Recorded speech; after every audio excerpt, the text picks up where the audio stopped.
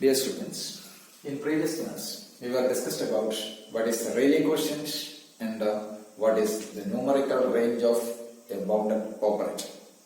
So we know that for every x of all in x where h be a Hilbert space with norm x equals 1, the Rayleigh quotient is a scalar k equals inner product axx. Then this is called a Rayleigh quotient, and the set of all these Rayleigh quotient always constitutes the numerical range of it. This is a Rayleigh quotient of a at x. Then the set of all Rayleigh quotient of a at x constitutes the numerical range of a, and which is denoted as WA. WA equals set of all inner product axx where x of all in h with norm x equals 1. Also we see that sigma a star. We see this result, sigma a star equals set of all k bar where k fall in sigma e. How to prove this one? So now to this result, sigma a star equals set of all k bar such that k fall in sigma. So for when k is outside of sigma e, k is outside of sigma e. K is outside of sigma e means this a minus ki is invertible. A minus ki from h to h is invertible. A minus ki is invertible means a minus ki star, its subjoint is also invertible. A minus ki star is also invertible. A minus ki star is nothing but it is a star minus k bar I. So a star minus k bar I is invertible. A star minus k bar I is invertible means k bar is outside of sigma a star. So when k is outside of sigma e, then k bar is outside of sigma a star. So from here we can conclude that the sigma a star equals set of all k bar with a k fall in sigma e. Okay.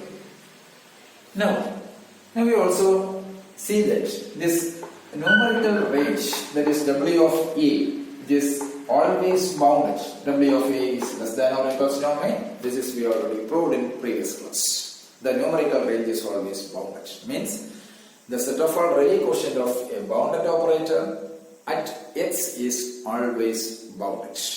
Okay. So now we are going to an important result. So the theorem states that let A fall in BLH. Let A fall in BLH. K fall in WE. K fall in WE if and only if K bar fall in WE star. So this is our first result. If K fall in WE, then K bar fall in W star. So its proof is let x of all in h, choose x of all in h with the norm x equals 1. Why? Because here we discussed about the numerical range. So this is the basic condition. X of all in h with the norm x equals 1. Now let k is in W. K is in W means this k is nothing but a scalar. K equals some inner, so k equals inner product xx axx with the x of all in h with the norm x equals 1. Okay. So this k equals, now what is k bar? K bar equals inner product axx bar. That equals inner product xax. Inner product xax equals, it is inner product a star xx. So k bar equals inner product a star xx with the x of all in h with norm x equals 1 under the same condition. Okay. So this inner product a star xx that should fall in where, that means, so this means k star equals inner product a star xx means this k bar presents in where? K bar presents in W a star. Why? Because this W a star is defined as W a star equals set of all inner product a star xx with the x of all in h with the norm x equals 1. So this is the numerical range of a star. So clearly this k bar equals inner product. K bar means inner product A star xx. That means k bar fall in W A star. So when k fall in W A, the k bar fall in W A star. So the reverse inversion is also followed. When k bar fall in W A star, what is k bar? Here k bar equals inner product A star xx. That is inner product AXX. That is inner XAX. That is inner product AXX bar. So that means k. Okay. So this when k fall in WA, we have proved that k fall in WA star. So clearly k fall in WA if and only if k bar fall in WA star. Enough. Now come to another one. Suppose A is in BLH. A is in BLH. Then sigma A is a part of WA closure. Sigma A is a part of WA closure. Let A fall in BLH, then sigma A is a part of WA closure. How to prove? So for proof, let K fall in sigma A. K fall in sigma A, and we know that K fall in sigma of A star. Why? Because we proved what is sigma A star. Sigma A star equals set of for k bar such that k fall in sigma A. Okay. So when k fall in sigma A, then clearly from this result, this implies this k bar fall in sigma A star. We know that this result. When k fall in sigma A, then k bar fall in sigma A star. Enough. But we know what is actually sigma A star. Then sigma A star is nothing but sigma A star equals, this is a well-known result. This is already proved. Sigma E of A star union set of all k such that k bar fall in sigma A of A. So this is a well-known result. Sigma A star equals sigma E of A star union set of all k such that k bar fall in sigma A of A. Okay. So here let k fall in sigma A. Then we know that this k bar fall in sigma A star, but sigma A star is this one. So that means there are two possibilities. Either this k bar fall in sigma E of A star. Why? Because sigma A star is this one. Or this k bar fall in sigma A of A. Okay. So k bar fall in sigma A of A. K bar sigma E of A star. K bar fall in sigma E of A star. So sigma A star, but sigma A star is this one. So this means k bar fall in sigma E of A star, or this k bar that is k fall in sigma A of A. Okay. Now start from here. Consider this one. Let k bar fall in sigma E of A star. K bar fall in sigma E of A star means what is actually this k bar? K bar with the eigenvalue of this A star. K bar fall in sigma E of A star means k bar is the eigenvalue of A star. That means there exists some x fall in H. There exists x fall in H with norm x equals 1 such that A star x equals k bar x. So this is by the definition of the sigma A star. K bar fall in sigma E of A star means k bar with the eigenvalue of A star. That means there exists some x fall in H with the norm x equals 1 such that A star x equals k bar x. Okay. Now starts from k. What is actually k? We know k equals k into 1. 1 means norm x. Norm x is square. Norm x is 1. So k into norm x.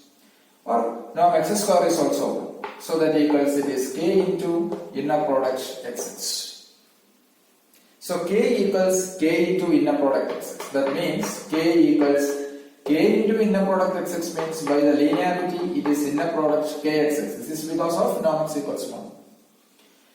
Inner product kxx. Inner product kxx is nothing but it is inner product x k bar x. So k equals inner product x k bar x. But what is k bar x? K bar x is A star x. So which is equals inner product x A star x. K equals inner product x A star x. But what is inner product x A star x? Inner product x A star x equals inner product A x x. So K equals inner product A x x. This means this K is a Rayleigh quotient. So K should belongs to where K fall in W. Here we start when K fall in sigma A, then K fall in WA. So clearly this sigma A is a part of WA. Okay. Moreover, when K bar fall in sigma E of A star, K bar fall in sigma E of A star means this same K fall in where? K fall in sigma E of A. So K fall in sigma E of A again there. Therefore the sigma E of A is also a part of WA. Okay. K bar fall in sigma E of A star, that means K fall in sigma E of A. So sigma E of A fall in WA. Enough. But our requirement is sigma A is a part of WA closure. So when K bar fall in sigma E of A star, we have this result. Now let K fall in sigma E of A. Consider the second argument. K fall in sigma E of A. Sorry, sigma A of A. Means K is an approximate eigenvalue of A. K is an approximate eigenvalue of A means, by definition, there exists xn fall in H with the norm xn equals 1 such that norm Axn minus Kxn, norm Axn minus Kxn goes to 0 as n goes to infinity. Norm Axn minus Kxn goes to 0 as n goes to infinity. Okay, this is by the definition of an approximate eigenvalue. Now we start from K. What is K? Consider this K. Kn equals, again Kn equals Kn into norm xn. Why? Because norm xn is 1. That is Kn into norm xn square. Norm xn square is also 1. Equals Kn into inner product xn x. So Kn equals Kn into inner product xn x. Here we consider this K. Also we know that Axn minus Kxn goes to 0 as n goes to infinity. Here let K equals inner product. So let Kn equals inner product. Let Kn equals, now we can assume let Kn equals inner product Axn x. Kn equals inner product Axn xn means this is again with the norm xn, with xn fall in H with the norm xn equals 1. Surely Kn is a Rayleigh quotient of A at xn. That means this Kn is again fall in the numerical range of A. That is Kn fall in W. Okay. Now starts from Kn minus K. Kn minus K. Kn minus K equals, what is Kn? Kn is inner product Axn x. Kn is inner product Axn xn minus K. K means K into inner product xn x. Why? Because norm xn equals 1, norm xn square is also 1. Okay. So this means Kn minus K equals inner product A minus inner product Axn minus Kxn or A minus K of xn x. Okay. Axn minus Kxn because of the linearity. So it is A minus K of xn x. Inner product A minus Axn minus Kxn xn. That is Kn minus K equals inner product A minus K xn x. Okay. So that means modulus of Kn minus K. Modulus of Kn minus K less than or modulus of Kn minus K equals modulus of inner product Axn minus Kxn x from here. But which is less than or equals norm Axn minus Kxn into norm xn. We know norm xn equals 1. Moreover, Axn minus Kxn goes to 0. Thus this goes to 0. That is mod Kn minus K goes to 0. Mod Kn minus K goes to 0 means Kn goes to K. Okay, Kn goes to K. Mod Kn minus k goes to 0 means kn goes to k. But what is kn? That means this k presents in kn is a sequence in WA. So this is for in WA closure. This is for in WA closure. So k for in sigma A, the same k for in the WA closure, hence sigma A is a part of WA closure. So this is our result.